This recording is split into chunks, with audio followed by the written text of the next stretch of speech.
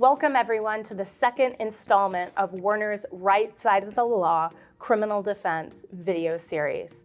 Today we're going to be discussing best practices for what to do if one of your employees comes to you and tells you that they've been subpoenaed to testify as a witness.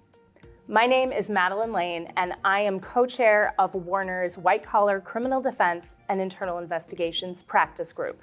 And today I'm joined by my colleague, James Liggins. Hi, Madelaine. I'm happy to be here. I practice commercial litigation and business litigation and some criminal defense as well.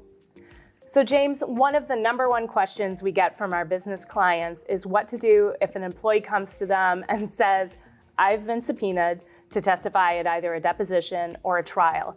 What do you do in that circumstance when a client calls you with that? Well, first of all, I try to reassure the client that this is common.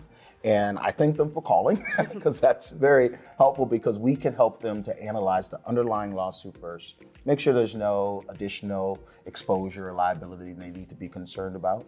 And then, of course, we recommend helping to prepare the employee for their deposition or their trial testimony as well. There's some best practices we can give. And we also calm the employee down a little bit because, let's face it, testifying at trial or at a deposition is not, an easy thing.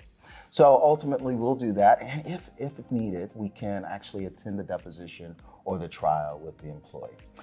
Now, as you know, most employees will probably be a little bit concerned about testifying. Are there and may have not even ever received a subpoena before. What do they do if they've received a subpoena, or how do they know when they should contact their employer about it? That's a great question, and typically one we get from our employer clients.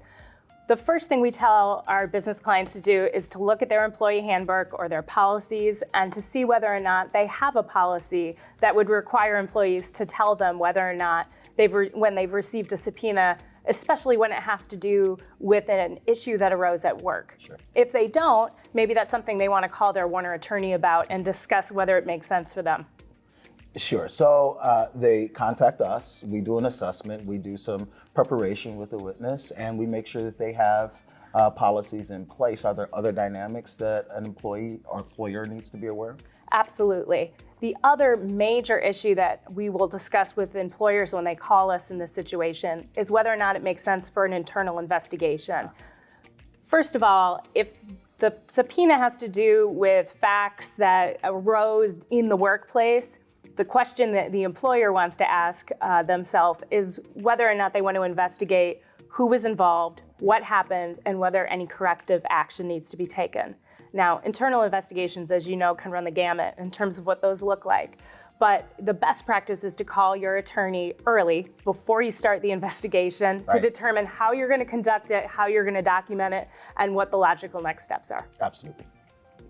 Thank you all for joining us today, and as always, if you have questions about anything we discussed today, please call your Warner attorney.